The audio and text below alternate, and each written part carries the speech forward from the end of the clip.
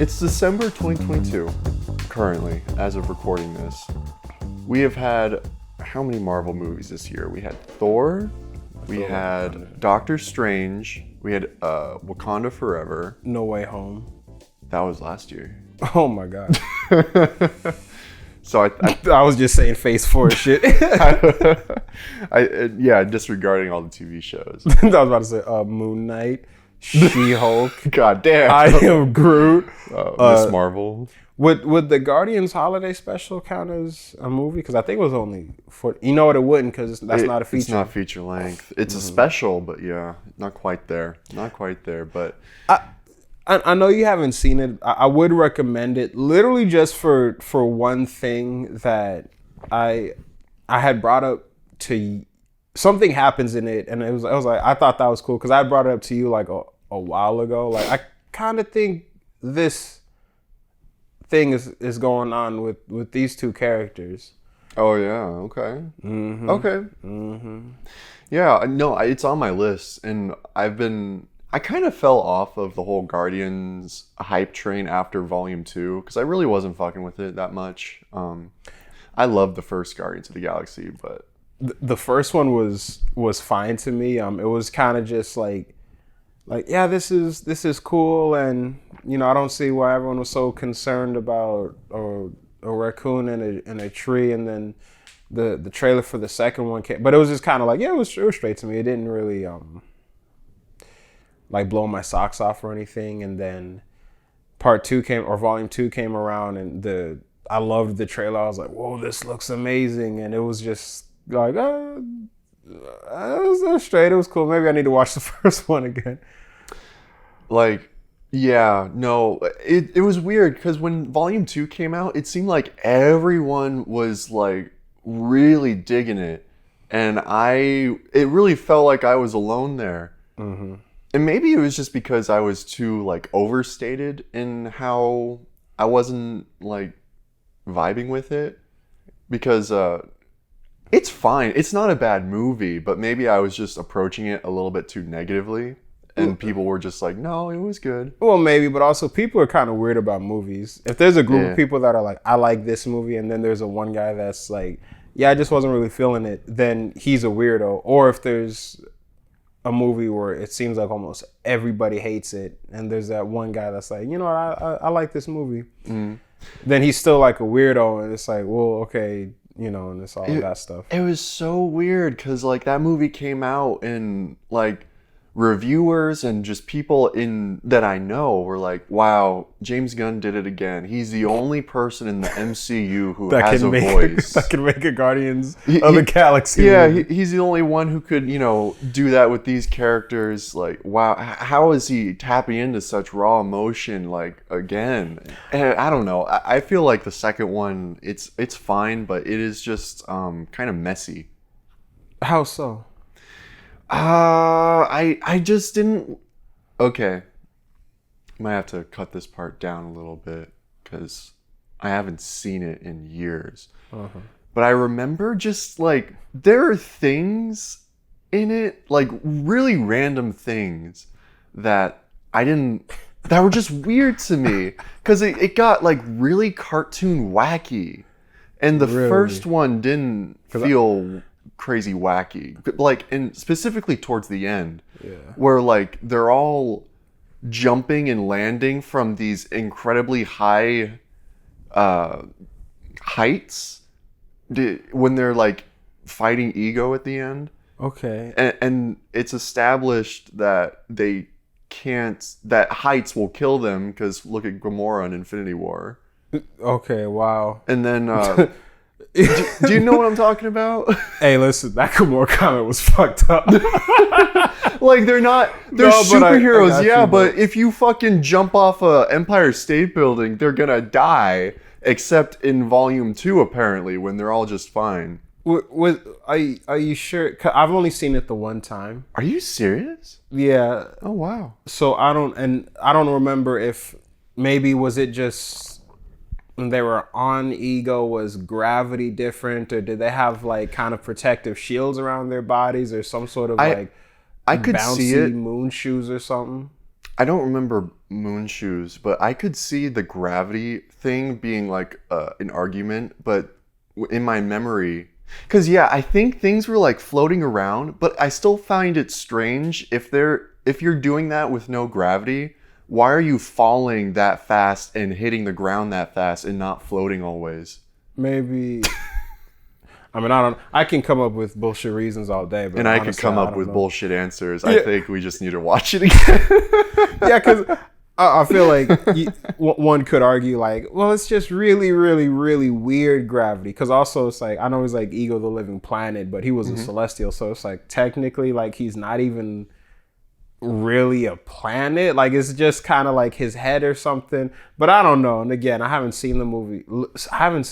I saw it just the one time in theaters, man. I'm actually kind of surprised. I didn't realize that. Realize what? That you only saw it once. Yeah, like after, because I do remember,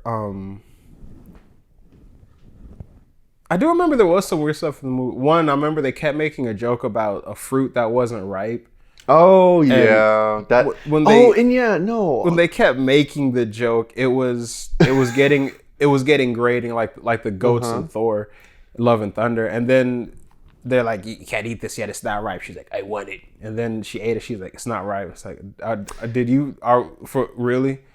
I feel like there's so much other shit I'd rather see, and then it was a little bit weird when he introduced himself to the Guardians, and he's like, hey, Peter, I'm your dad. And Peter was kind of like, I don't know if he's my dad. And Gamora was like, hey, if he's not your dad, we can just kill him.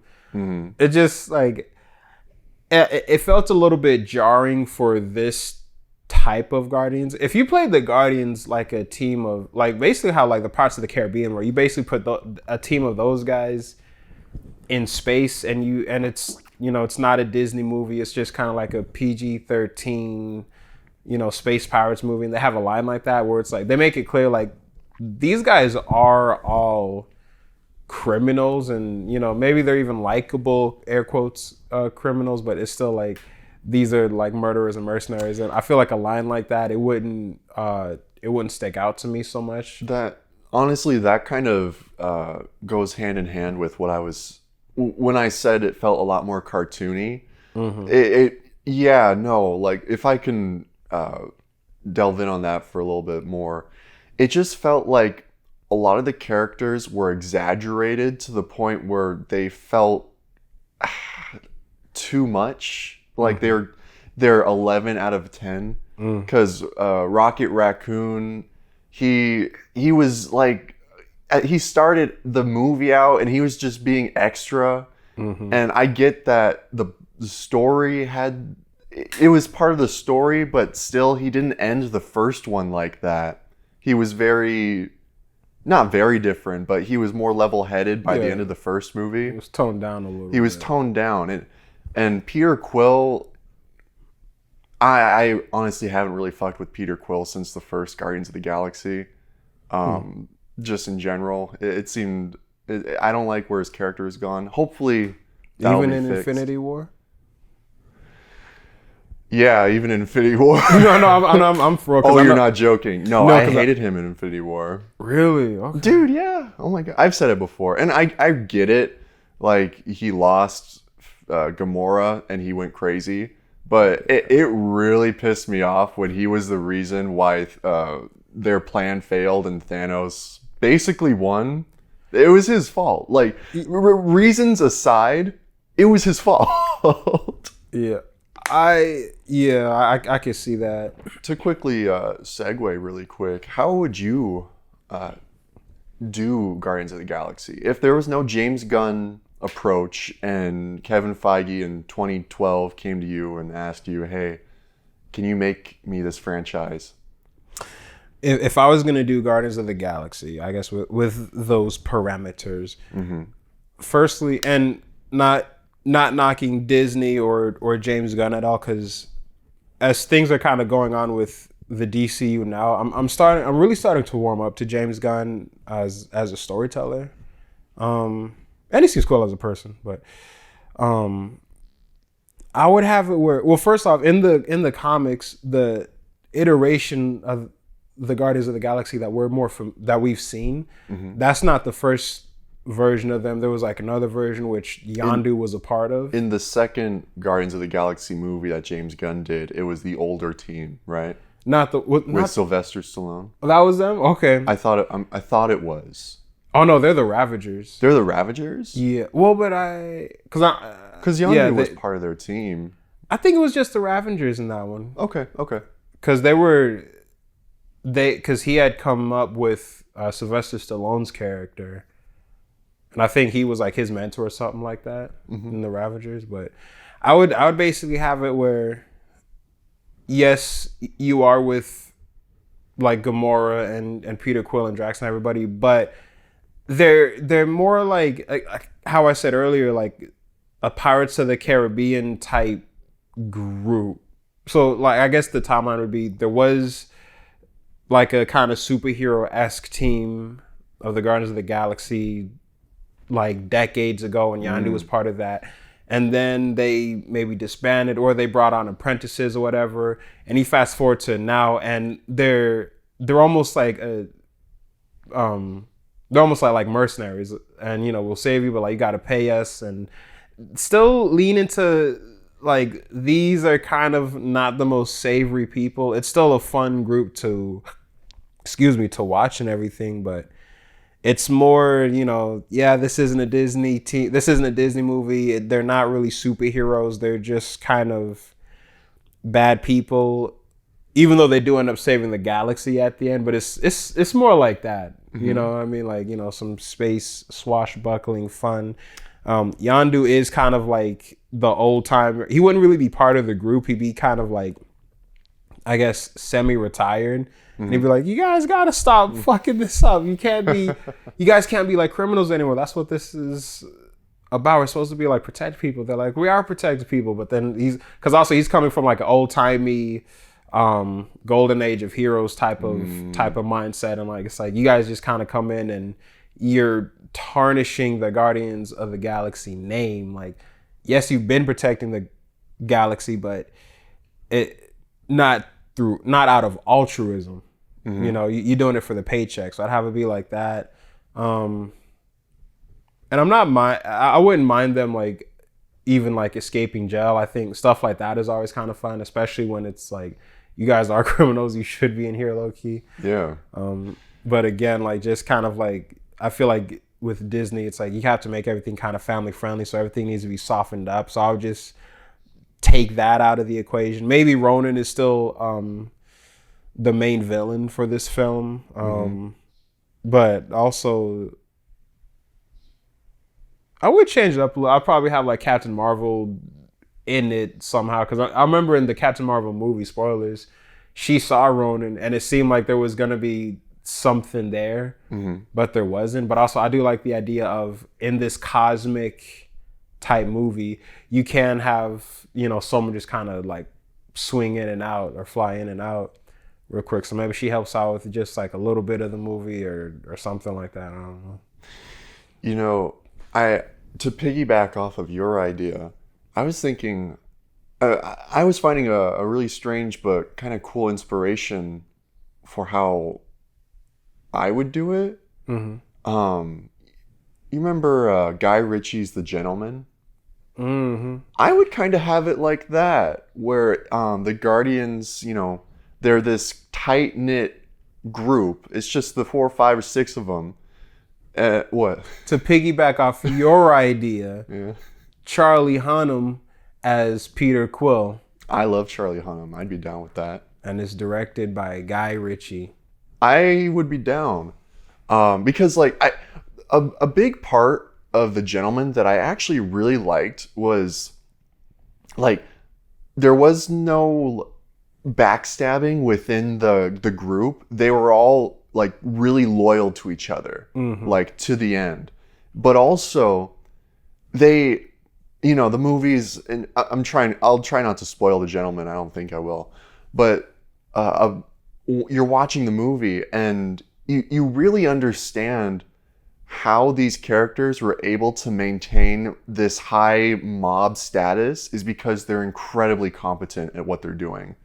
Like, they might seem like, you know, oh, people are spying on us, oh, they have the drop on us, but like, you come to realize, no, we have everything under control. Yeah, and there's the competency there, but I feel like also it's like there's a level of class that the main group that we follow has that it seemed like no one else really had. Yeah. You know, so I liked that a lot about it too. So, like, kind of transitioning that onto Guardians of the Galaxy, I would really like it if, like, yeah, they are kind of what you're saying, they're hired guns, but they're so good at what they do, even if it might seem like they're not good. Yeah. Like, that might even be part of it.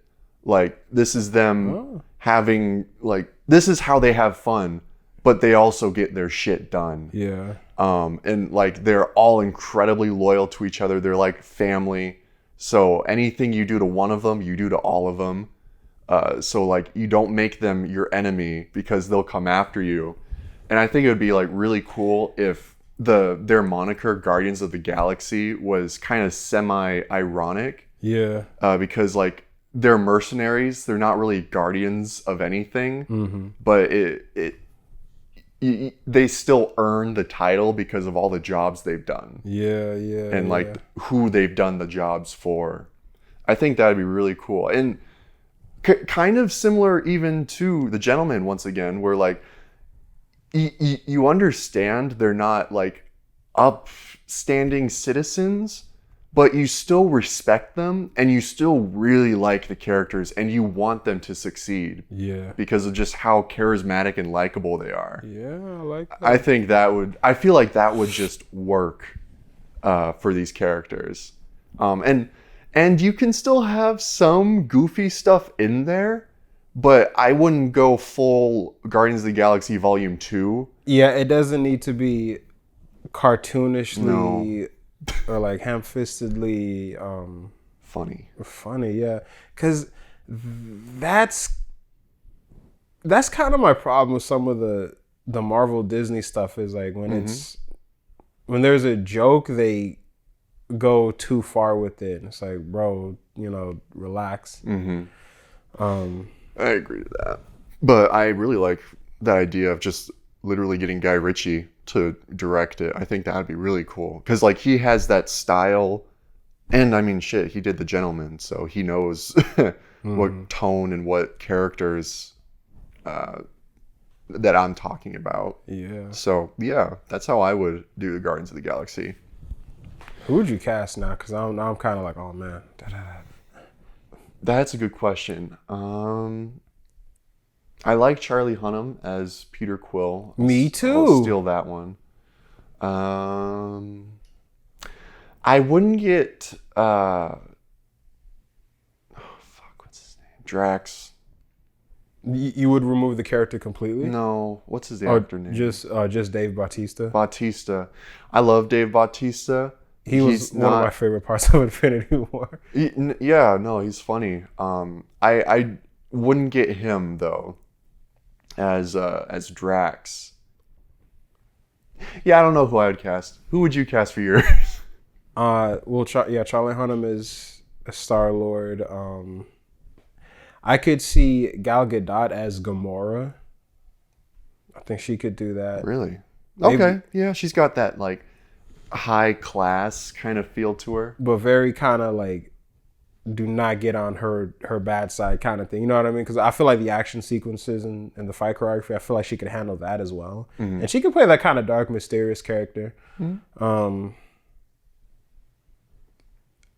I want maybe Johnny Depp as Rocket probably. Why? I feel like I feel like he could do that voice and he could play that character. You know, just like a kind of, I don't want to say like scummy little like raccoon, but okay, you know what I mean, like kind of trash like panda. Yeah. Yeah, like I feel like he could play like kind of a sleazy. Okay, yeah. A sleazy trash panda. You know, I can agree to that. Okay. I never would have thought of Johnny Depp. Like, because I was like, I could kind of see it.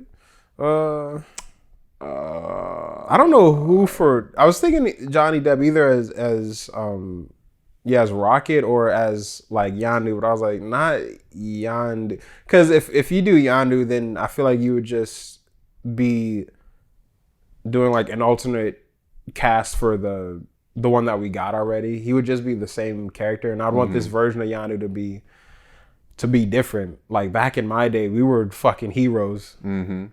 You know, and like you guys are just Josh Brolin. Maybe, I don't know. Maybe. For Drax though, I don't know, because the only other person I could see, there's only one where I can like really see Drax being played, and they did this a little bit in the first one, but since then he's just gotten a little bit more along the lines of, well, he's the goofy character kind of. Right. And I want him to be a more serious character. And if this were like 10 years ago, I would cast the father from The Witch. He's got the voice for sure. I feel like he could at least for mine, he could really handle that tone of like intimidation and like this dude means business. Yeah. But I think he's too old now. Yeah. Unfortunately. Because also with Drax, like it has to be a big guy. Yeah, that's the thing. Maybe Jason Momoa. I could see him kind of like meshing with this. But yeah, okay. Maybe Jason Momoa. I can see that. I think I'll keep the Jason Momoa hair though. I wouldn't like have him go bald probably. I don't know, maybe. I would. Like, I don't know. Because it's like, yeah, he's bald in the comics, but like this is like a slightly different, more kind of like unruly version of the team. Yeah, I think you gotta remember, like he's a warrior, yeah? That's his thing. I feel like he just wouldn't have hair. I feel, you know? I could see, but also I'm like, it does kind of, I think, depend on the type of Drax you're playing, because I think in the comics he was human. Oh, and what? Then, yeah, and like I think he was created specifically to kill Thanos. That's why at the end of the first one, he had that line like, Thanos is gonna be mine, and they had that foreboding music. Even at the time it was like, yeah, I don't think that's gonna happen, bro, because people were kind of iffy on this movie to begin with. That's funny. Now you're telling me you're gonna kill Thanos, even though that is why he was created. But in the movie, I think he had a different origin. So I guess getting back to present day, December 2022. Volume 3 is coming out really soon. Like June or something, May next year? Shit, probably. Yeah, it's coming out really soon, and it's going to be the end of the Guardians franchise. As we know it, which is a shame, maybe. I've been iffy on them for a little bit. Yeah, none of their movies have really like done it for me. They've been fine movies, but none of them have been like, oh man, this might be my top 10. I appreciate what they've done and like what they've established, because I do enjoy most of the characters that have come up out of this franchise. I think they're fun characters. Who's your favorite? Ooh, I do really like Drax and Rocket. Probably Drax is my favorite. Yeah. Rocket, second favorite. Gamora. I don't really care about Groot. He's not even like really a character to me. Yeah.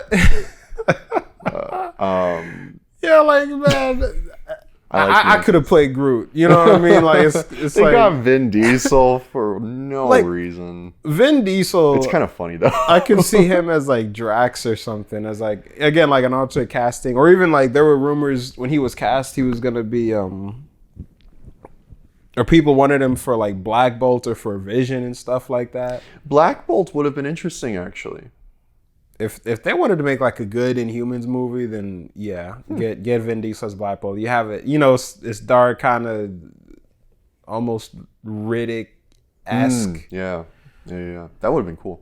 But that IMAX bullshit I saw, bro. Oh hell no. But, where do you think?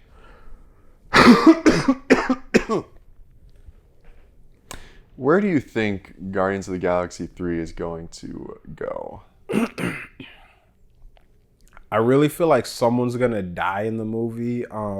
And we had talked about this a little bit. I feel like it would make a lot of sense if Rocket Raccoon died, because this is kind of his movie and it's the last one anyway. So fuck it. In the trailer, Drax had like a hole in his chest, but I don't know. Don't kill Drax, man. Unless you're gonna kill both of them. That was what I was gonna say. I could honestly see both of them dying. I could really understand them killing off Rocket Raccoon, because I feel like he's had a lot of like emotional like undertones the past two movies. It really came out in the second one. Yeah, even in the Avengers movies. Like I could really see them capitalizing on that emotion, and like maybe it's like a grand self-sacrifice. Like he does this crazy thing at the end, saves the rest of the Guardians. I could see them doing something like that, because in Infinity War, when he left with Thor to try to like make the Thanos killing weapon, Peter had this line that I don't remember them coming back to, but he's like, I know you're only going there because Thanos isn't going there. So it's kind of like, oh, what's that all about, you know? Maybe just insinuating Rocket is scared and trying to keep his ass safe, but then he ends up, losing a lot into the snap. To the Thanos snap. So maybe it's like those 5 years have changed him. He cares more about his team, about his family. Yeah. And he doesn't want to experience that loss again, so he'll do whatever he can to stop that. It would be hilarious if Gamora died in this movie. And they're like, no, this is it. This is her last appearance in the entire MCU. That would be so needless. And they treat it like, oh my god, like they treat it like it's this big thing. Yeah, like, they treat it as big as the first time. Yeah, that would be kind of funny. I don't really know what they're gonna do with Gamora. Is because it's not her anymore. It's like pre Guardians of the Galaxy 1 Gamora. So they took away all her character development, at least with the Guardians. So like, how are you gonna do that? Are you gonna do anything with that? Because she wasn't in the trailer, was she? Yeah, she was in the trailer. Yeah. Okay. Yeah, because they are essentially just resetting her character. Yeah. So I do wonder, okay, what's happening now? Is she gonna exist in movies outside of the Guardians movies? Like, is she maybe gonna be like an Avenger or something like that? Or I don't know. And also the Adam Warlock character, what are they doing with him? And I don't know much about his character. Do you know? I don't remember much. I do remember he was in the original Infinity War comic. So when they had teased him at the end of Guardians of the Galaxy, everybody thought, oh, he's going to be in the movie and he's going to help fight Thanos, because I think that gem that he has in his head, in the comics, if I remember correctly, that was actually an Infinity Stone. Okay. So, It can't be in this movie, though. That would make zero sense, because they're all destroyed. Exactly. But, like, what is he doing here? And, like, also, how does his story tie in with the rest of the Guardians story? Where's the High Evolutionary, like, tie into Adam Warlock? Because I thought that... What's up? I thought that the High Evolutionary was just going to be the only, like, antagonist. Yeah, well, he tied in with... Because he created... The raccoon. Well, yeah. I thought... And... Oh, you thought, like... You're saying, like, how is he going to tie in with Warlock? Adam Warlock, yeah. I don't think he is, really. Unless... Maybe if they want to say, like, oh, he created the people that created Adam Warlock. But I don't know. Because I really am like, I have no idea what's going on. Because it does seem like it's going to be a lot of stuff that's going on in this movie. Because even, it felt like that a little bit watching Volume 2. Because Rocket was kind of separated from everybody for a little bit. And even James Gunn said this was the director's cut Okay. So I'm like, he for real was putting like everything he had into this movie, man. I hope he does less in the third one because, like I said, the second one just felt kind of messy to me. Like with me, not even necessarily do less, but it was really just kind of the comedy shit for me. This is too ripe or whatever. Like, okay, and because with the Rocket stuff, even like he was going on like his own arc because he was relating to Yondu's character, yeah. And when that was going on, that's why I was kind of like in the theater, like you spent a lot of time on this, man. Yeah. And not in a bad way, just like I had kind of noticed it, you know. He's like, because you're doing the same shit that I was doing when I was a kid. You're me, and you know you're afraid to have family because you're afraid of everybody leaving you. Like, hey, get back to ego. Yeah. You know, get back to this whole like, oh, Peter Quill is part fucking celestial. Right. Yeah, that didn't really go anywhere. And I haven't seen Guardians of the Galaxy yet, but it really does feel like, what was the point of that ultimately? Because like you said, it didn't go anywhere.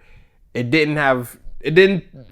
was like, okay, so is this what Celestials are like? And then they made Eternals and it was, well, no, that's not what Celestials are like. Celestials are like these. And so I guess the Celestials in Eternals were a lot cooler. Yeah, and fucking Peter Quill's Kurt Russell's character just seemed like, why did he do this? Like, why was he kind of the black sheep of the family? He's like, I just wanted to spread everywhere and blah blah blah. Like, okay. Yeah. I don't know. And also, okay, how? And I guess another question is like, yes, this is going to be the last James Gunn Guardians of the Galaxy movie, but is this going to be the last we see of these characters? Like, I want to say no, but it wouldn't surprise me with like, you know, James Gunn leaving the MCU that they're just they're just going to kind of wash their hands of these characters. I wouldn't mind. And obviously, again, I haven't seen 4 yet, but like it would be cool to see a Guardians of the Galaxy team with a slightly new roster. You know, so because I feel like Adam Warlock is going to be part of the team by the end. That would be interesting. Unless they kill him off. They end up switching up, and that's how they're able to like have James Gunn exit satisfactorily because he came in, did these characters' stories, and then left. And then there's just a new Guardians of the Galaxy team that maybe only appear, not in cameos, but like maybe they don't have any more solo movies. Maybe they do, but so you think it would be, you think Peter Quill's going to survive? Yeah, it doesn't, because I can't really picture a scenario where he dies and it's kind of like meaningful. Okay. Like yeah. That sounds weird, but because I'm picturing like him dying, and I just can't like why? What for? I see what you mean. You know what I mean? Because also it's like it's not his story. Again, like this is Rocket's movie. At least from what I keep hearing, it's Rocket's movie. So him dying, it would just feel kind of weird. And also, like I do like him in this kind of more solidified leadership role, like. You know, like the team's in uniforms now, which I think is kind of cool. So I wouldn't mind seeing like this version kind of going out into space and acting as, you know, like a more stable kind of like protective force in the cosmos and stuff, like a little mini police squad or something like that. Do you think there will be any relation or connection to Sword, that Nick Fury space thing that was set up like what feels like years ago but has never done anything? I think that could be cool if they did kind of have some interactions with Skrulls, or if they like bump into. I hope they don't do a really shitty comedic end credit scene where Nick Fury and the Guardians kind of bump into each other in space. I could see it. It's just a joke, so then they kind of they go their separate ways. I could see I can see that, except instead of ending with them going their separate ways, I can see Nick Fury like trying to get them on board with his shit, and then it just like cuts to black, and the Guardians of the Galaxy will return in Secret Wars or some shit. Or Kang Dynasty. I don't know which one's first. It would be funny if like he they're in space, he meets them and he's like, oh, you guys are protecting the cosmos too, huh? And Drax says something stupid and Nick Fury's like, yeah, my ship's full. I'll catch y'all later. Then they just do whatever. Actually, I think I just remembered.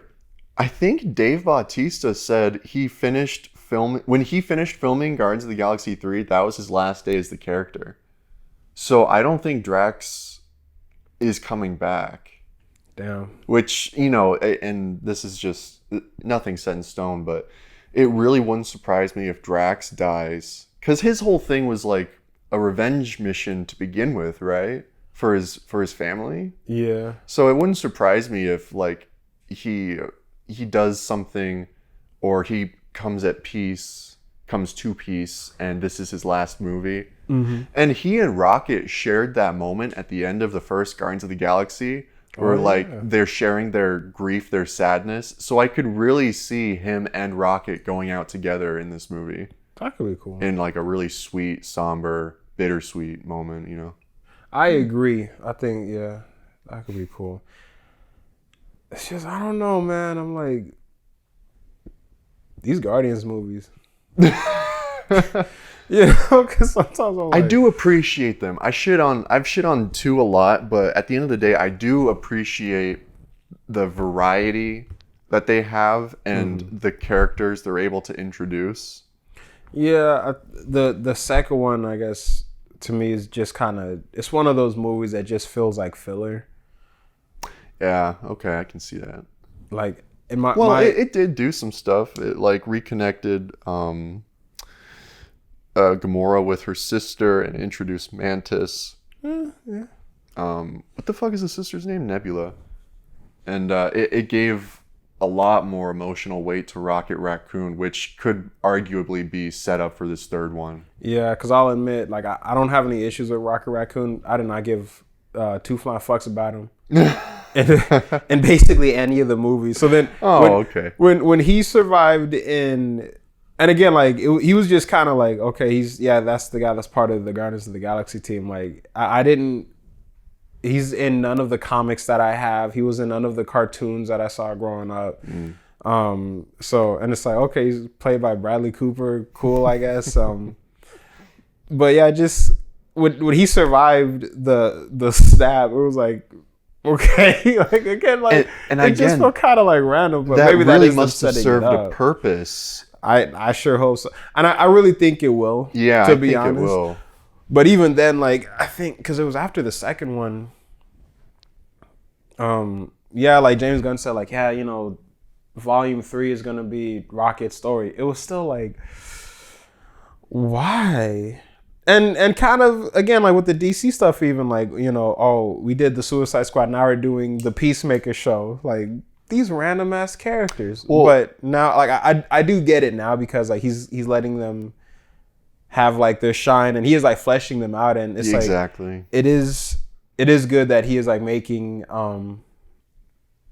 these basically like C-list, D-list characters into fully fleshed out, characters, well-written characters. Yeah. So I do like that. It's just I like that after like having seen it though, because again, like when at the like inception of this, I was like, I don't know, man. Just give me my Superman movie. Yeah, my guess is because we've said this, James Gunn, he likes to find, obscure characters like you were saying, and basically find the humanity in them. And I think he may have found more humanity in Rocket Raccoon than the other characters in Guardians of the Galaxy. And this is just, theory. But like it really does seem like there was a lot there, and he just in each new entry keeps unearthing more. And I think that maybe he found Rocket to be like the most relatable, or had the deepest story that was unexplored, because like he was experimented on and evolved against his will. And even in the first movie, they have that shot where Peter Quill, they're going into prison, and you see Rocket like take his shirt off, and Peter Quill's looking at like all the thick protrusions sticking out of Rocket's back, and like it's a really quiet moment and no dialogue is said, but you can see Peter Quill's face. He's like recognizing like, oh shit, he went through a lot. And I think they're just kind of capitalizing on that more and more. And I actually do like that. It's not just doing something and then leaving it. It's doing something and then picking it up and then doing more with it and more. It's like a snowball effect. Okay, I'm with that. I think that's cool. That. But yeah, at the end of the day, I am excited for Volume 3. And I do want to watch Part 1 and 2 again because they're good movies. Maybe I'll like them more now, seeing, where everything has gone. I hope. Maybe I'm a little more lenient on 2 because I have seen a lot of reviews and analyses, and it's like, okay, it was doing a lot. On 2? On 2. Oh, wow. Lindsay Ellis, baby. You know what? I did see that one. Yeah. That one was really good. If you're on YouTube right now, go and check out Lindsay Ellis's review on Guardians of the Galaxy Part 2 because it really opened my eyes to a lot of things I missed.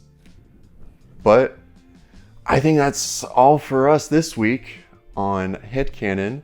Thank you for tuning in. If you liked what you heard, go ahead and follow us on Spotify, Apple Podcasts, and YouTube. And we will see you guys next time. Peace.